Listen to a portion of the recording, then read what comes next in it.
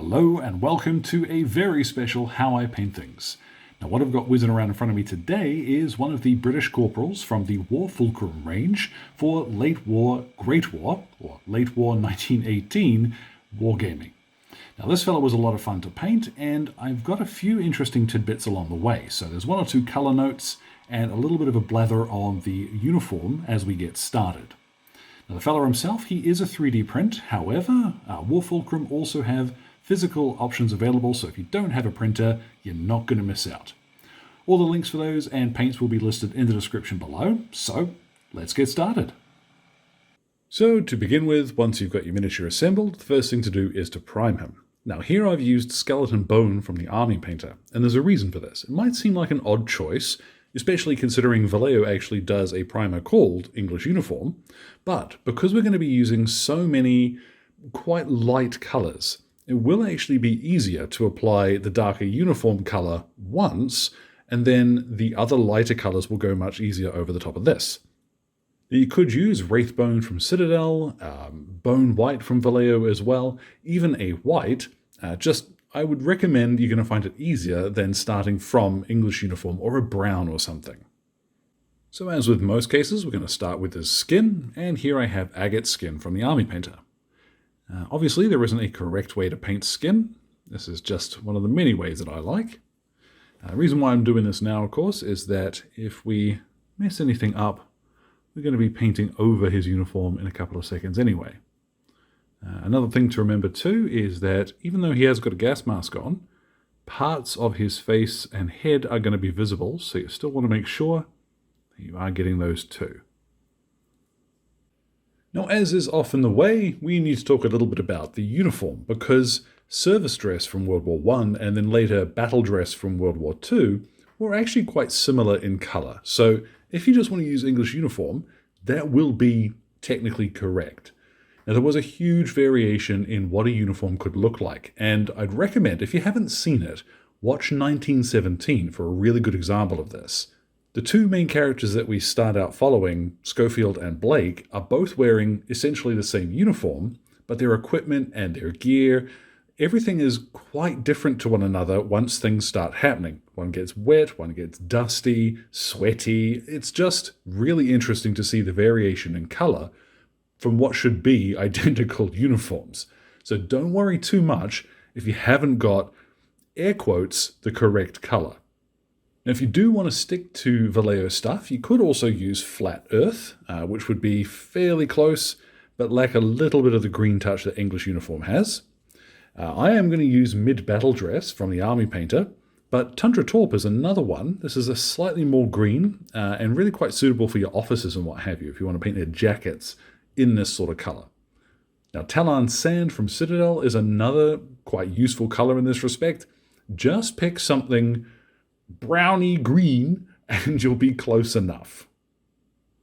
Now, one quick thing I want to show you is watering down your paint, because this comes up in quite a few videos where I'll say, oh, just a touch of water, but what does that actually look like? Now, I've got a little dollop of my paint here. This is the mid-battle dress, and instead of just loading up my brush with water and then dropping it straight into the top where I don't have a lot of control, what I've got instead is just a wee drop of water. Now you can obviously pop that, I've got a wee bottle of it to keep things easy, but you can also pull it out of your water, whatever you're painting with. And rather than just sludging it all straight in, add a little bit at a time, and even just that wee droplet on my brush is probably going to be plenty. So keep control of how much water that you're adding to your paint, and keep a little dollop to the side so that you can mix more in to thicken it if you need to. Every paint is different. A little bit of experimentation is going to be necessary, and trust me, painting with slightly thicker paint than you might believe is generally going to be a bit easier than adding too much water and losing control of what you're doing. So once you've finally picked your uniform color and thinned it down, let's start applying this over the tunic and trousers. Now, as much as possible, you want to try and avoid his lighter equipment, so his webbing and what have you, but if you do hit a little bit of it, don't worry too much. Now, once you've applied this first coat, you may find that a little bit of the primer is still showing through. If you need to, you can come back, especially on bigger, flatter areas like his trousers, and give this a second coat. Now that will likely take you 2 coats to get a solid colour, certainly did in my case. And what we're going to move up to now is his webbing. Now again, same as with the uniform, you've got a lot of options here. I'm going to use Iraqi Sand. However, dark sand, buff, beige, any army man tan, it's going to be just fine. So I'm going to go over his pack, his belt, his webbing, and this you'll see very quickly is the reason why starting from the lighter primer is going to save us a lot of time. Now there are a couple of spots where I've gone over probably where I would have liked to have done, but I can come back with his uniform color and it will be much easier to tidy that up than try and painstakingly paint that color over the top of the uniform instead.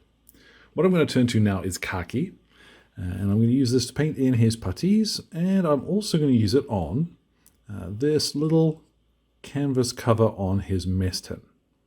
This will cover quite well, but all the same, if you do need to, second coat won't hurt. Now it's worth pointing out, you could also use this color to paint in the small box respirator cover on his chest, but I've got some plans for that. I want to give you as many options as possible so you can see some of the variations in color that would be, I hesitate to say accurate, but at least plausible. So for his respirator, I have here a German Camo Beige. And like I did mention, you could use the Iraqi Sand on here as well, have it all be the same color, but I think it's more helpful. A bit of a mishmash will look a little more realistic. Now for the mask itself, what I have is Cork Brown. Now, you may find it easier to actually paint in the lenses first here, but I reckon, at least in my case, it's going to be easier to lay this down and then paint the lenses in black with a few other bits and pieces. Now, as a quick note before I forget, you can also use that color on his water bottle. What I'm going to turn to now is US Field Drab, and we're going to paint in this little ground sheet or blanket or what have you. Once again, there isn't really a correct color here, but I think a slightly darker brown adds a bit of interesting contrast. Now, as a quick peek there, I've also used that for the wooden handle of his entrenching tool, which is hanging from his belt there. Of course, any wooden color will do the job, but we are being quite fussy with some of these colors. Others, you can go on the fly.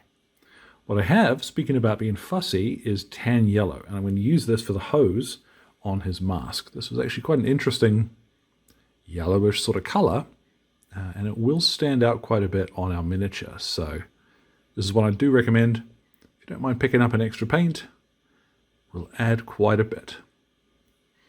Now at last, we're going to paint in his rifle, and here I'm going to use flat brown. This is a nice, relatively warm brown, and just a little bit of an orangey sort of hint to it. Perfect for the old Lee Enfields. So you'll see I'm going straight over everything that's going to be black as well, because if we are a little less careful with it when it comes to painting in the black bits and we miss anything, it won't stand out with the rifle being in the same color. Now as well, you could also use this on the entrenching tool handle, but depends on what you want the look to be.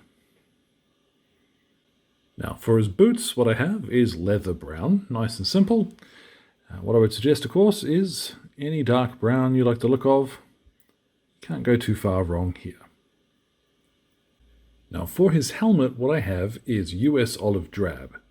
Now this here used to be known as Brown Violet. You'll still find some bottles which have that name on it. But also, as with everything, there's options. A darker green, something like, what is it? Camo Olive Green would also work here. Refractive green or retractive green, whichever you find on the bottle. There is not really a wrong answer. As long as you're going for a greenish, that army man sort of green, you'll be fine here. Now we can start painting in some black details, and for this, you can use black, but I'm going to use German grey. Now the reason here is that when we come to shade this, because it isn't a true black, there's still a little bit that a shade will do, and it is very close to black, so at table distance it's going to look brilliant. So all the little bits on the rifle, I'm probably going to do some of his mask off screen, but like I said, Any black parts now, we're ready to go. Now the lenses in the gas mask were technically transparent. If you want to try painting his eyes, go right ahead. I quite like the black lens look. It's just a style choice for my part. What I'm going to turn to now is ivory for the rank chevrons on his arm here, because our poor fellow's been through the ringer and has been rewarded for it with a couple of chevrons. Now the final thing to consider as part of your base coats is whether or not you want to go to the step of painting in the brass details. Now I'd suggest it will look cool if you do, so a little bit of extra work here is worth the effort. What I have is weapon bronze from the army painter. Although anything, brassy will do the job. Just pick something that you like the look of. And then over all of these little brass buckles. Now, as I said, there are quite a few of these little bits, but because we will have been painting over a lighter color, there should just be one quick coat to finish them off. Now, once that's dry and you've done any little bits of tidy up that you need to, it's time to go ahead and shade him. Now, what I've mixed up here, this is half and half strong tone and speed paint medium. And this is a good general purpose wash for pretty much anything. What I'm going to do is apply it over the entire miniature. And as I'm popping it on, I want to be generous with it, but don't let it collect anywhere too heavily. So once it's on, give it a couple of seconds to settle. You see what you'll have. Let's actually get him in the camera there. And once you have an idea of how it's going to sit, you can shift it around if you need to, if you have any big clumps. So this is nice and simple. Over everything, you can use any brown wash that you quite like, to be honest, as long as it's thinned down, I would suggest. So even Agrax Earthshade or Umber Wash from VALLEJO, you can thin those down. There's normally a medium available for whatever wash brand you're using, and that will give you plenty of shading without tinting the color too much. All the same, once I'm done with this, we'll give them somewhere warm to dry for about half an hour. See what we get after that. Now once that has dried, this is what you'll have, and that's pretty neat. Loads of shading. The color is still pretty spot on because we've thinned out the wash so that it doesn't tint things quite so deeply. And yeah, we've got a winner. But because I want to highlight them, or honestly, if you were just going to put them on the table like this, I would recommend, because most washes are going to dry with a little bit of a shine to them. I know that the VALLEJO Game Color one tends not to, but it's much of a much. What I'm going to do is to take them outside and hit them with a matte varnish spray very quickly. Ordinarily, I would recommend this as a last step, because once you get your eye in, you can highlight without having to worry about the shine. But to make it a little easier as I'm demonstrating, let's hit them with the varnish. I think you'll see straight away that makes a gargantuan difference. It's much easier to see pretty much everything, and that shine dulled down, it gives us a much clearer view of the colors themselves. Now, like I said, you could happily pop him on the table like this. I think he would look fine. But what I'm going to do is take things a little bit further. Now, we'll start by highlighting his skin, and I'm going to begin here with barbarian flesh. Now, this is a little bit tricky on camera. What I am going to do is to cover over most of his skin with this, but leave just a little bit of the shaded stuff in the recesses. So up close to his sleeve there, we'll leave that. It's probably a little easier to demonstrate on this hand. So along the thumb there, and just leave little bits of his palm. So this can take a bit of doing, but it won't take too long. Particularly because this fella's wearing a walloping great gas mask. But don't forget he has ears. That's one thing I always forget when I'm painting my guys. Then I'm going to grab some ruby skin, and this is going to go on this fella, just really on the back of his knuckles. But if you were painting a fella who had his face exposed, then you would also do things like his chin, his nose, and his brows with this. Now what I'm going to do is to mix up my highlights for most of the soft materials. What I've got is ivory, and then whatever color I used as the base coat. So for example, this is mid-battle dress for his uniform. Now roughly half and half is where I'd suggest mix it up at first, but you might find with darker colors you want slightly less ivory, so don't mix it all in one go, for example. And with lighter colors, you might need to use a little bit more so that it stands out. But once you're satisfied with the color that you've got, add in just a little bit of water, and then we'll start highlighting his uniform. So this is where you want to start picking out large creases, flat areas of his trousers, for example, this big part of his sleeve. Now, this is where a little bit of practice is going to come in real handy, because knowing exactly how much ivory to add can be a bit tricky. But what I'd suggest is this is 100% the easiest way to turn one color into every single highlight for fabric and uniform that you're ever going to need. So, practice. It's well worth it. I'm going to take a little bit of time here, go around highlighting all the bits that I want to. Now that lets you add a bunch more definition, depth to the miniature. It looks very, very cool. And the ivory helps everything look a little bit faded.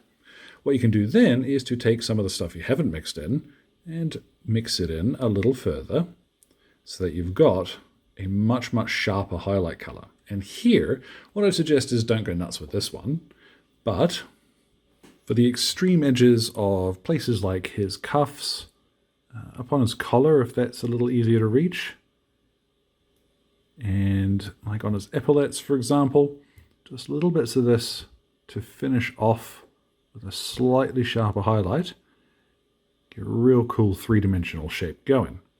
So I'm also going to do this same step with his mask, with his webbing, and with the respirator box on his chest. So it will look a little bit, now paint the rest of the owl on camera, but you've seen how to do this one step. It is the same idea with those other colors. There he is.